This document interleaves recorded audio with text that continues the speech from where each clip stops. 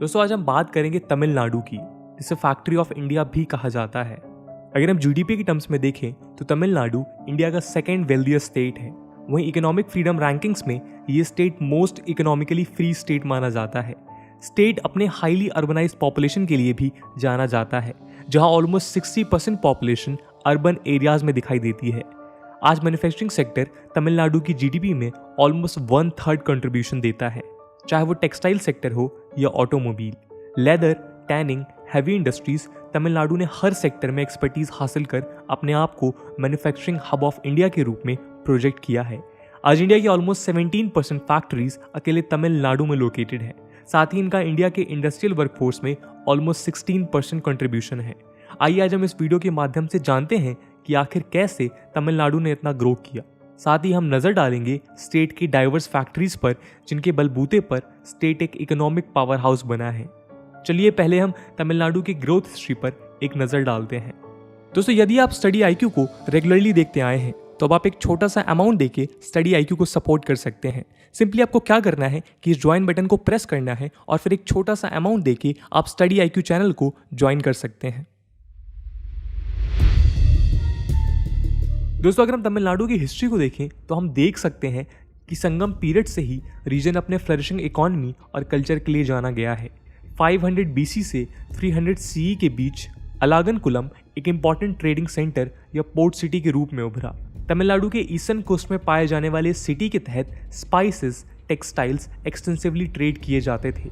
इस दौरान रीजन को 3 डायनेस्टीज ने रूल किया, Cheras towards the west, Cholas towards the north और पांड्यास टुवर्ड्स द साउथ। इन सभी डायनेस्टीज ने फर्टाइल लैंड को यूज कर एग्रीकल्चर प्रमोट किया। रोमन्स हान चाइनीज के साथ ट्रेड रिलेशंस डेवलप किए। मुजीरिस और कोरकाई सी पोर्ट की मदद से स्पाइसेस, पर्ल्स और सिल्क को एक्सटेंसिवली ट्रेड किया जाने लगा। अगर हम मेडिवल पीरियड की बात करें तो पल्लवास के बाद 9th सेंचुरी में चोला डायनेस्टी ने रीजन में डोमिनेट किया। उन्होंने नेवल एक्सपर्टीज को यूज कर साउथ ईस्ट एशिया के साथ मैरीटाइम ट्रेड रिलेशन भी स्टैब्लिश किए। चोलास के डिक्लाइन के बाद पांड्यास, विजयनगर और नायकाज ने रीजन को स्टेबलाइज करने का प्रयास किया। फाइनली 17th सेंचुरी में यूरोपियंस ने ईस्टर्न कोस्ट में सेटल करना शुरू किया। 1609 में डच ने पुलिकट में सेटल किया और 1639 में ब्रिटिशर्स ने मद्रास या प्रेजेंट डे चेन्नई में सेटल किया। मद्रास के लोकेशनल एडवांटेज को यूज कर फोर्ट सेंट जॉर्ज का यहाँ निर्माण किया गया। इस फोर्ट की मदद से स्टेट ऑफ मलक्का की ट्रेड को रेगुलेट किया गया। इस प्रकार हम देख सकते हैं कि कैसे सदियों से तमिलनाडु अपने लोकेशनल एडवांटेज के चलते एक इम्पॉर्टेंट ट्रेड हब के रूप में इमर्ज हुआ।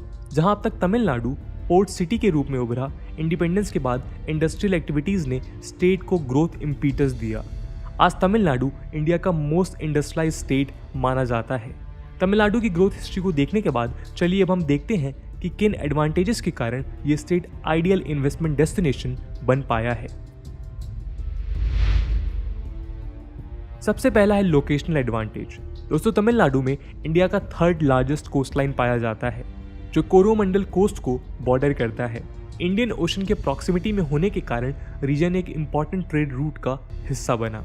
यहाँ से ईजिली मिडिल ईस्ट और साउथ ईस्ट एशिया के साथ ट्रेड लिंक स्टैब्लिश किया जा सकता है। इसी लोकेशनल एडवांटेज को यूज कर हिस्टोरिकली ये स्टेट इम्पॉर्टेंट पोर्ट सिटी के रूप में उभरा। अगला है इंफ्रास्ट्रक्चर डेवलपमेंट। तमिलनाडु अपने वेल कनेक्टेड ट्रांसपोर्टेशन नेटवर्क और इंफ्रास्ट्रक्चर के लिए जाना जाता है। यहाँ पर 4 इंटरनेशनल एयरपोर्ट्स मौजूद हैं, चेन्नई, कोयम्बटूर, तिरुचिरापल्ली एंड मदुराई। इसी के साथ सलेम, थूथुकुडी और वेलोर में डोमेस्टिक एयरपोर्ट्स मौजूद हैं। एयर कनेक्टिविटी के साथ स्टेट अपने ब्रॉड कोस्टलाइन के कारण पोर्ट्स के लिए भी जाना जाता है। यहाँ पर 3 मेजर पोर्ट्स हैं, चेन्नई, इन्नौर और थूथुकुडी, और कई माइनर पोर्ट्स जैसे कड्डालोर और नागापट्टिनम। आपको बता दें कि चेन्नई पोर्ट इंडिया का 2nd largest container handling port है। अगर हम पावर सेक्टर की बात करें तो तमिलनाडु में इंडिया का 3rd largest installed power generation capacity है। Kalpakkam nuclear power plant, Neyveli lignite power plant यहाँ के चीफ पावर जनरेशन प्लांट्स हैं। Recently Kudankulam nuclear power plant project पर काम चल रहा है, जो 2000 मेगावाट इंस्टॉल्ड कैपेसिटी के साथ इंडिया का लार्जेस्ट एटॉमिक पावर प्लांट होगा। इस तरह हम देख सकते हैं कैसे adequate infrastructure, uninterrupted electricity supply की मदद से इन्वेस्टर्स को ल्यूर किया जा रहा है। अगला इंपॉर्टेंट फैक्टर है स्किल्ड वर्कफोर्स। तमिलनाडु इंडिया का one of the leading literate states है। यहाँ पर 37 यूनिवर्सिटीज, 552 इंजीनियरिंग कॉलेजेस हैं, जैसे IIT मद्रास, अन्ना यूनिवर्सिटीज एक्सेट्रा। इन प्रेस्टिजियस कॉलेजेस की बदौलत लाखों स्टूडेंट्स हर साल ग्रेजुएट करते हैं, जो न्यूमरस सेक्टर्स के लिए स्किल्ड वर्कफोर्स प्रोवाइड करते हैं। Finally, conducive business friendly government policies के चलते इन्वेस्टर्स ने तमिलनाडु को प्रेफरेंस दिया है। Tax incentives, 24/7 electricity supply, single window clearance system और एक्सपोर्ट ओरिएंटेड पॉलिसीज के चलते प्रो बिजनेस एनवायरनमेंट यहाँ प्रेवेलेंट है। तो दोस्तों, इन सभी फैक्टर्स के चलते तमिलनाडु ने आज मैसिव ग्रोथ अचीव किया है। अगर हम महाराष्ट्र और गुजरात से कंपेयर करें तो तमिलनाडु में इंडस्ट्रीज काफ़ी स्पेशली डाइवर्स हैं, यानी इंडस्ट्रीज को उनके टाइप के अनुसार अलग अलग रीजन्स में क्लस्टर किया गया है। जैसे शिवाकाशी मैचस्टिक्स और फायरवर्क्स के लिए, तिरुपुर नेटेड गारमेंट्स के लिए और चेन्नई ऑटोमोबाइल के लिए। इन इंडस्ट्रियल डिस्ट्रिक्ट्स के बदौलत कॉम्पिटिटिव स्पिरिट डेवलप हुआ, जिसके कारण प्रोडक्ट्स की क्वालिटी में इम्प्रूवमेंट और कॉस्ट इफेक्टिवनेस दिखाई दिया। जहां तमिलनाडु, महाराष्ट्र और गुजरात मोस्ट इंडस्ट्रियलाइज स्टेट माना जाता है, तमिलनाडु यहां स्टैंड आउट करता है अपनी लेबर इंटेंसिव इंडस्ट्रीज और सोशली इंक्लूसिव इंडस्ट्रियलाइजेशन के कारण। इकोनॉमिक सेंसस 2013-14 के अनुसार OBCs गुजरात में 11% और महाराष्ट्र में 8% एंटरप्राइजेस कंट्रोल करते हैं। ये नंबर तमिलनाडु में 67% तक पहुंच जाता है। वहीं Dalit Indian chamber of commerce and industry के अनुसार तमिलनाडु में one of the highest Dalit enterprises मौजूद हैं। इस डिसेंट्रलाइज्ड और इंक्लूसिव इंडस्ट्रियलाइजेशन के कारण ही तमिलनाडु को फैक्ट्री ऑफ इंडिया कहा जाता है। चलिए अब हम इन इंडस्ट्रीज पर एक नज़र डालते हैं। सबसे पहले हम बात करेंगे टेक्सटाइल सेक्टर की। दोस्तों, तमिलनाडु को इंडिया का टेक्सटाइल हब कहा जाता है। यहाँ पर स्पिनिंग से लेकर गारमेंट मैन्युफैक्चरिंग तक सभी प्रोडक्शन चेन फैसिलिटीज मौजूद हैं। इंडिया का ऑलमोस्ट 50% स्पिनिंग मिल्स तमिलनाडु में स्थित हैं। तमिलनाडु के वेस्टर्न रीजन यानी कोयम्बटूर, तिरुपुर, इरोड, नमक्कल, करूर और दिंडीगुल में मेजॉरिटी स्पिनिंग मिल्स और गारमेंट यूनिट्स पाए जाते हैं। यहाँ से गुड्स को डायरेक्टली चाइना, बांग्लादेश और यूरोप में एक्सपोर्ट किया जाता है। तिरुपुर को अपने कॉटन प्रोडक्शन और टेक्सटाइल इंडस्ट्रीज के कारण डॉलर सिटी कहा जाता है। यहाँ से निटेड गारमेंट्स को इंटरनेशनल मार्केट में एक्सपोर्ट किया जाता है, जिसका नेट रेवेन्यू 3 बिलियन से भी ज़्यादा है। वहीं करूर होम टेक्सटाइल्स यानी curtain, bed linens, kitchen linens, table linens etcetera manufacture और एक्सपोर्ट हब है। इरोड साउथ इंडिया का मेजर रिटेल और होलसेल रेडीमेड क्लोथ मार्केट है। मदुराई और कांचीपुरम हैंडलूम साड़ीज के लिए फेमस है। लक्ष्मी मशीन वर्क्स को दुनिया के 3 major textile machinery manufacturing companies में से एक माना जाता है, जो कि कोयम्बटूर में लोकेटेड है। टेक्सटाइल कंपोनेंट्स को यहाँ से मैन्युफैक्चर कर यूरोपियन कंट्रीज में एक्सपोर्ट किया जाता है। इसी कारण कोयम्बटूर को मैनचेस्टर ऑफ साउथ इंडिया भी कहा जाता है। अगला है ऑटोमोबाइल इंडस्ट्री। तमिलनाडु वर्ल्ड के टॉप 10 ऑटोमोबाइल हब्स में कंसीडर किया जाता है। यहाँ पर इंडिया का ऑलमोस्ट 35% ऑटो कॉम्पोनेंट प्रोडक्शन होता है। 2 व्हीलर्स, 3 व्हीलर्स से लेकर पैसेंजर व्हीकल्स, कमर्शियल व्हीकल्स और इलेक्ट्रिक व्हीकल्स कॉम्पोनेंट तक यहाँ मैन्युफैक्चर किया जाता है। चेन्नई में मैक्सिमम ऑटो कॉम्पोनेंट इंडस्ट्रीज मौजूद है, इसलिए इसे डेट्रॉइट ऑफ एशिया भी कहा जाता है। यहाँ पर इंडिया का ऑलमोस्ट 30% ऑटोमोबाइल इंडस्ट्री मौजूद है। मद्रास रबड़ फैक्ट्री या MRF टायर्स, TI साइकिल और TVS टायर ग्रुप ने अपना बेस चेन्नई में ही स्टैब्लिश किया है। वहीं कोयम्बटूर के एल्स्टॉम में रेल ट्रांसपोर्टेशन प्रोडक्ट्स को मैन्युफैक्चर किया जाता है।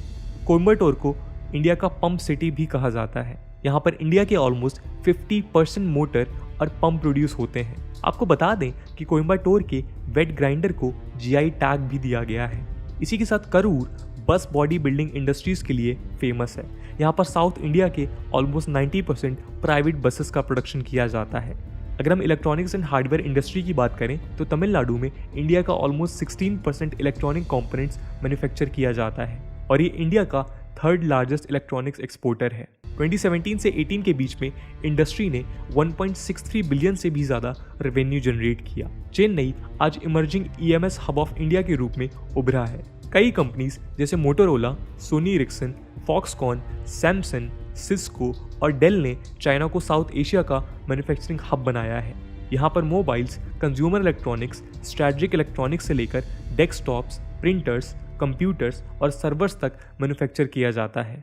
कांचीपुरम डिस्ट्रिक्ट में 2 special economic zone, Oragadam, और Sriperumbudur special economic zone establish किए गए हैं, जहां इलेक्ट्रॉनिक्स और हार्डवेयर प्रोडक्ट्स पर फोकस किया जाएगा।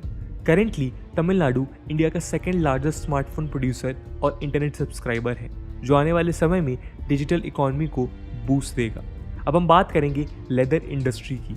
दोस्तों, तमिलनाडु में इंडिया के ऑलमोस्ट 60% लेदर टैनिंग इंडस्ट्रीज मौजूद हैं। यहाँ से इंडिया का 38% लेदर फुटवियर और गारमेंट्स प्रोड्यूस होता है और 50% लेदर एक्सपोर्ट किया जाता है। मेजॉरिटी लेदर और टैनरी फैसिलिटीज वेल्लोर और उसके नियर बाई टाउन्स रानीपत, एम्बूर और वानियामबाड़ी में पाए जाते हैं। वेल्लोर डिस्ट्रिक्ट इंडिया का top finish leather good exporter है। प्रोडक्ट्स की क्वालिटी को इम्प्रूव करने के लिए CSIR ने चेन्नई में central leather research institute establish किया है। इसी के साथ तमिलनाडु का केमिकल एंड पेट्रोकेमिकल इंडस्ट्री भी काफ़ी फ्लरिशिंग है। इंडियन केमिकल इंडस्ट्री के सेल्स के टर्म में तमिलनाडु 6th लार्जेस्ट प्रोड्यूसर है और ये स्टेट इंडिया के टोटल केमिकल प्रोडक्शन आउटपुट में 6% कंट्रीब्यूट करता है। यहाँ पर 2588 से भी ज़्यादा केमिकल इंडस्ट्रीज हैं। थूथुकुडी मेजर केमिकल प्रोड्यूसर है। लीडिंग MNCs जैसे IFF, DOW, CPCL, Tata chemicals और सनमार ने अपना मैन्युफैक्चरिंग बेस यहीं पर स्टैब्लिश किया है। पॉलीमर इंडस्ट्रीज की मदद से प्लास्टिक प्रोड्यूस किया जाता है और इन इंडस्ट्रीज की बदौलत 1 मिलियन से भी ज़्यादा लोगों को एम्प्लॉयमेंट दिया जाता है। अगर हम डिफेंस और एरोस्पेस इंडस्ट्री की बात करें तो तमिलनाडु आज एक फास्टेस्ट ग्रोइंग एक्सपोर्ट मार्केट बन गया है। कई डिफेंस मैन्युफैक्चरिंग PSUs जैसे heavy vehicles factory, ordnance factory, combat vehicles, research and development establishment और प्राइवेट मैन्युफैक्चरर्स जैसे L&T aerospace and defence unit, Ashok Leyland defence systems और महिंद्रा एरोस्पेस जैसी कंपनीज ने अपना बेस यहीं पर एस्टैब्लिश किया है। यहीं पर इंडिया का first defence corridor Chennai Bengaluru corridor और एरोस्पेस पार्क मौजूद है। Chennai, Coimbatore, Salem, Tiruchirappalli primary production centres हैं और नागरकोली और होसूर सेकेंडरी सेंटर्स हैं। फ्रेंच एरोस्पेस और डिफेंस जाइंट एयरबस ने यहाँ $1 बिलियन एरोस्पेस में इन्वेस्ट किया है। जाइंट स्ट्रक्चर्स के अलावा गन्स, अम्यूनिशंस और बुलेट्स कोयम्बटूर में मैन्युफैक्चर किए जाते हैं।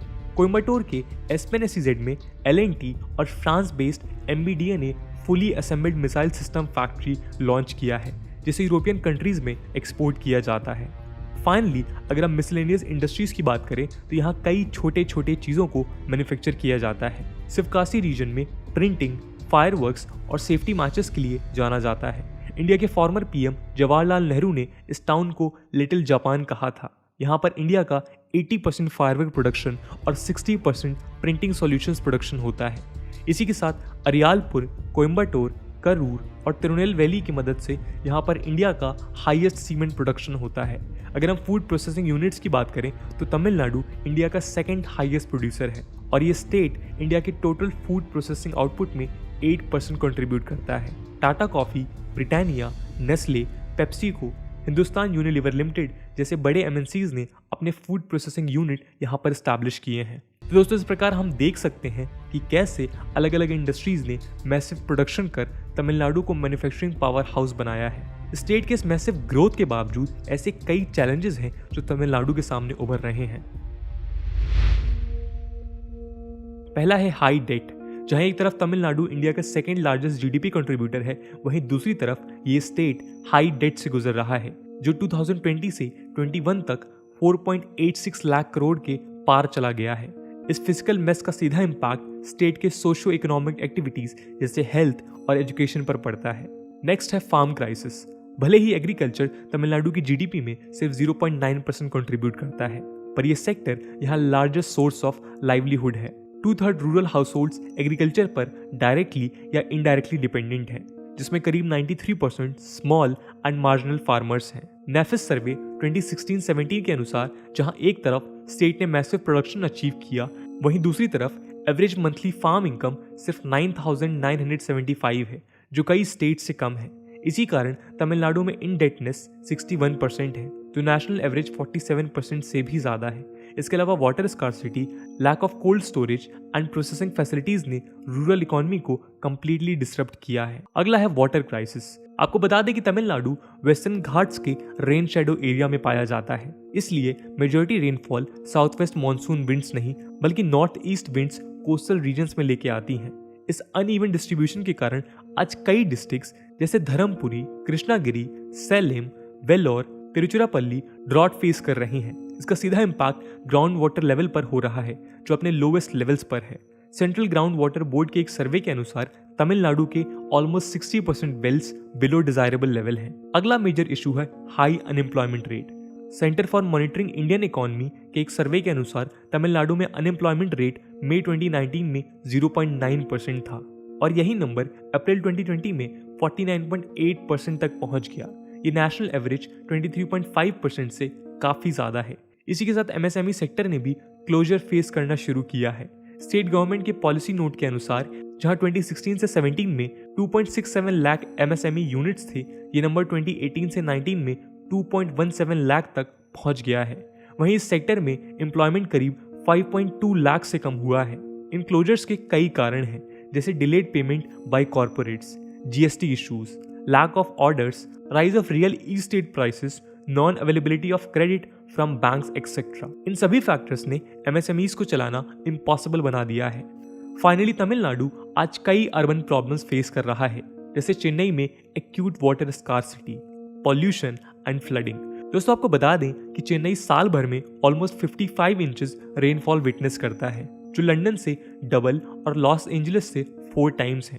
One of the wettest city in India होने के बावजूद 2019 में यहाँ एक्यूट वाटर शॉर्टेज है। इसका मेजर रीजन है पुअर अर्बन प्लानिंग। चेन्नई की अन्ना यूनिवर्सिटी के सर्वे के अनुसार सिटी ने अपना इंफ्रास्ट्रक्चर वाटर बॉडीज के फ्लड प्लेन्स पर एस्टैब्लिश किया है।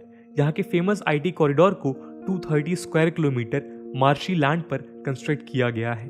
आपको बता दें कि मार्शी लैंड वाटर को स्पंज की तरह एब्जॉर्ब करते हैं और ग्राउंड वाटर को रिचार्ज करते हैं, लेकिन सिटी के इंफ्रास्ट्रक्चर नीड्स और सिविक अथॉरिटीज के मानक ने इसे अनदेखा कर दिया और 2019 में सिटी ने डे 0 विटनेस किया, जब सभी मेन रिजर्वॉयर्स एम्प्टी हो गए और गवर्नमेंट को ड्रिंकिंग वाटर ट्रक्स के माध्यम से वाटर सप्लाई करना पड़ा। और साथ ही साथ हम ये भी कह सकते हैं कि इन सभी इशू को रिजॉल्व करने के लिए गवर्नमेंट ने एक्टिवली कई मेजर्स लिए हैं। सबसे पहले हम बात करेंगे एग्रीकल्चर सेक्टर की। एग्रीकल्चरल इश्यूज को सॉल्व करने के लिए गवर्नमेंट ने कई मेजर्स लिए हैं, जैसे स्मॉल एंड मार्जिनल फार्मर्स को फार्मर इंटरेस्ट ग्रुप्स FIG और फार्मर प्रोड्यूसर ग्रुप FPG में ऑर्गेनाइज कर कलेक्टिव फार्मिंग प्रमोट किया जा रहा है। इससे फार्मर्स बेटर प्राइस रियलाइज कर पाएंगे और एडवांस टेक्नोलॉजी को यूज कर पाएंगे।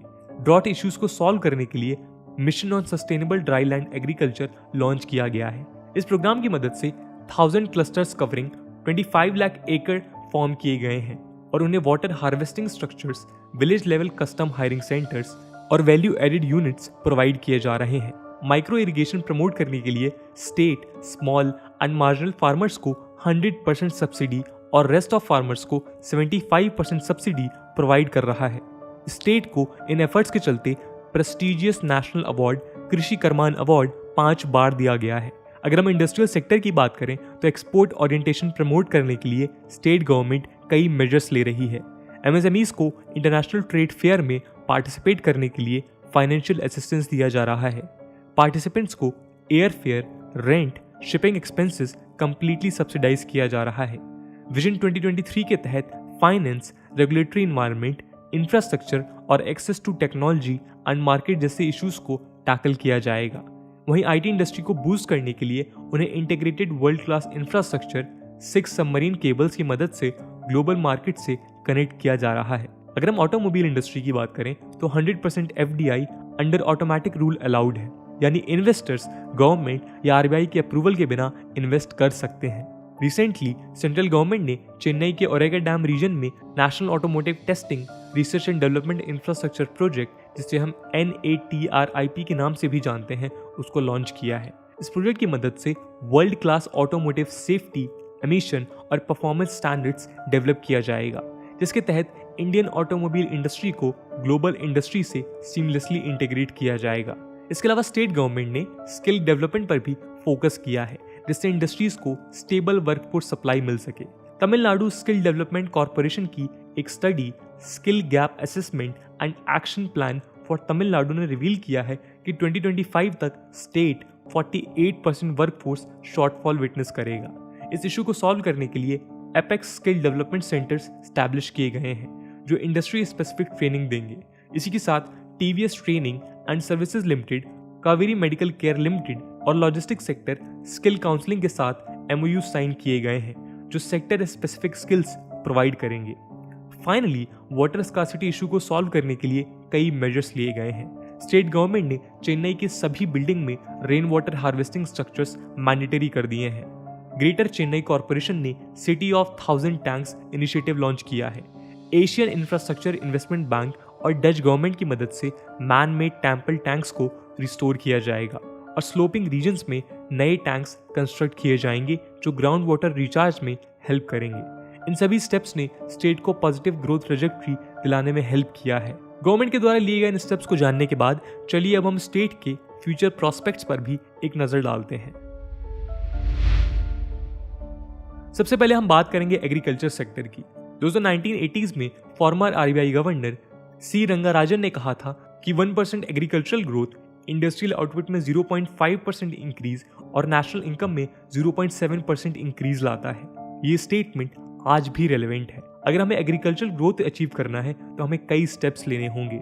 डिसेंट्रलाइज्ड प्रोक्योरमेंट मेथड की मदद से perishable, non perishable horticultural crops को प्रोड्यूस कर फूड वेस्टेजेस को रोका जा सकता है। कोल्ड स्टोरेज इंफ्रास्ट्रक्चर ई-नाम की मदद से न केवल सप्लाई चेन इंप्रूव होगा पर बेटर प्राइस रियलाइजेशन भी होगा। इसी के साथ इंटीग्रेटेड फार्मिंग सिस्टम को प्रमोट करना चाहिए ताकि फार्मर्स एग्रीकल्चर के साथ अलाइड एक्टिविटीज जैसे डेयरी, पोल्ट्री फार्मिंग अडॉप्ट करें जो उन्हें फाइनेंशियल सिक्योरिटी पहुंचा सकता है। वहीं आज फूड प्रोसेसिंग सिस्टम में भी इनॉर्मस पोटेंशियल है। तमिलनाडु एक लीडिंग एग्रो प्रोसेसिंग स्टेट है जहां करीब 24,000 माइक्रो एंड स्मॉल एंटरप्राइजेस और 1100 मीडियम एंड लार्ज एंटरप्राइजेस हैं। यहां इंडिया का 7% वेजिटेबल्स और 12% फूड प्रोडक्शन होता है। इन सब के बावजूद सिर्फ 2% एग्रीकल्चर कमोडिटीज को प्रोसेस किया जाता है। अब वक्त है कि state government commodity based cluster development project initiate करे ताकि इजीली रॉ मटेरियल्स सोर्स किए जा सकें और पोस्ट हार्वेस्ट लॉसेस मिनिमाइज हों। फूड पार्क्स को 3 categories small, mega and ultra mega food parks में डिवाइड कर एफिशिएंटली छोटे से बड़े लेवल तक फूड प्रोसेसिंग सेंटर्स डेवलप किए जा सकते हैं। तमिलनाडु गवर्नमेंट ने एक्सपोर्ट प्रमोट करने के लिए modern terminal market complexes Kanchipuram और मदुराई में स्टैब्लिश किए हैं। इन सेंटर्स को डिफरेंट रीजन में स्प्रेड कर एक्सपोर्ट ओरिएंटेड इकोनॉमी डेवलप की जा सकती है। अगला इंपॉर्टेंट ग्रोथ प्रोस्पेक्ट है फिशरी सेक्टर। तमिलनाडु का कोस्ट लाइन ऑलमोस्ट 1076 किलोमीटर और exclusive economic zone 1.9 square kilometre extended है। यहाँ पर on an average 1 lakh ton marine products export किया जाता है। हालांकि एक्सपर्ट्स के अनुसार इस सेक्टर का पोटेंशियल 7 लाख मीट्रिक टन से भी ज्यादा है। इस सेक्टर को बूस्ट करने के लिए कई मेजर्स लिए जा सकते हैं, जैसे PPP मोड में कोस्टल डिस्ट्रिक्ट्स जैसे चेन्नई, कडलौर और नागापट्टिनम में फिश प्रोसेसिंग पार्क स्टैब्लिश किए जा सकते हैं। थिरुवल्लुर डिस्ट्रिक्ट में Kolatpur region ornamental fish culture specialist के लिए फेमस है। यहाँ हाई क्लास ऑर्नामेंटल फिशेस जैसे अरावना, फ्लावर हॉर्न और ऑस्कर्स को ब्रीड और एक्सपोर्ट किया जाता है। इन फिशेस की डिमांड इंटरनेशनल मार्केट में काफ़ी है जिसे टैप किया जा सकता है।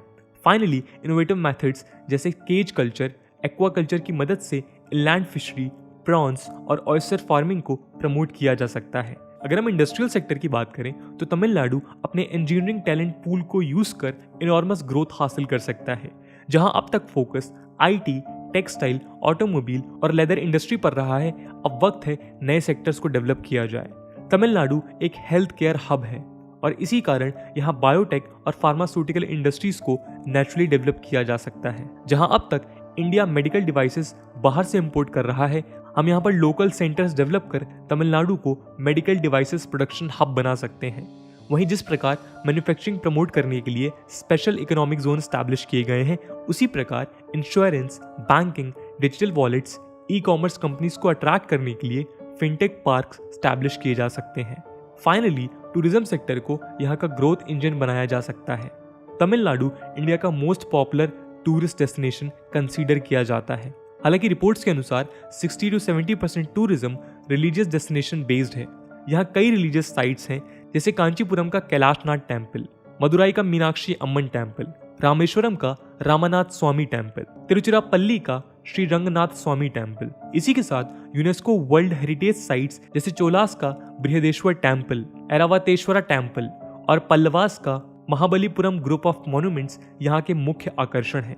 अब वक्त है कि इन डेस्टिनेशन के अलावा हिल स्टेशंस जैसे उदागमंडलम या कोडाई कनाल, मेघामलाई और बीचेस जैसे मरीना बीच, अरियामान बीच, पूनपुहार बीच और वाइल्ड लाइफ प्रोटेक्शन सेंटर जैसे Mudumalai national park, Anaimalai tiger reserve को भी प्रमोट किया जाए। Finally, international standard hospitals, low cost qualified practitioners के कारण तमिलनाडु एक मेडिकल टूरिस्ट हब बन सकता है।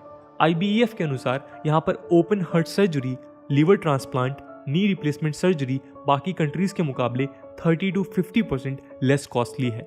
इसलिए लाखों पेशेंट मिडिल ईस्ट और वेस्ट से तमिलनाडु में ट्रीटमेंट के लिए आते हैं। हैसल फ्री फैसिलिटीज देकर हम तमिलनाडु के इस मेडिकल टूरिज्म पोटेंशियल को रियलाइज कर सकते हैं। तो दोस्तों, ये थी कहानी तमिलनाडु की ग्रोथ की। हमने देखा कि किस प्रकार स्टेट ने न केवल फिजिकल इंफ्रास्ट्रक्चर जैसे रोड्स, रेलवेज, पोर्ट्स पर अपना ध्यान दिया, पर साथ ही साथ सोशल इंफ्रास्ट्रक्चर जैसे कि हेल्थ, एजुकेशन, स्किल्स में इन्वेस्ट कर अपने आप को आइडियल इन्वेस्टमेंट डेस्टिनेशन बनाया है। अब वक्त है कि बैलेंस रीजनल डेवलपमेंट के लिए छोटे सिटीज जैसे त्रिची, डिंडीगुल, कड्डालौर, सलेम पर फोकस किया जाए। इसी के साथ इनोवेटिव इको फ्रेंडली इकोसिस्टम की मदद से लोकल एनवायरमेंटल चैलेंजेस को टैकल करना चाहिए। दोस्तों, आपका क्या ओपिनियन है तमिलनाडु को लेकर कि कैसे ये स्टेट और फर्दर डेवलपमेंट कर सकता है, और ऐसी कौन सी इंडस्ट्रीज हैं जो अभी भी तमिलनाडु में अनटैप्ड हैं? कमेंट सेक्शन में जरूर बताइएगा। आज की वीडियो के लिए इतना ही। आई होप आपको वीडियो पसंद आई होगी, और अगर पसंद आई है तो अपने दोस्तों के साथ शेयर करना मत भूलिएगा। हम मिलते हैं अगले वीडियो में, तब तक के लिए जय हिंद, जय भारत।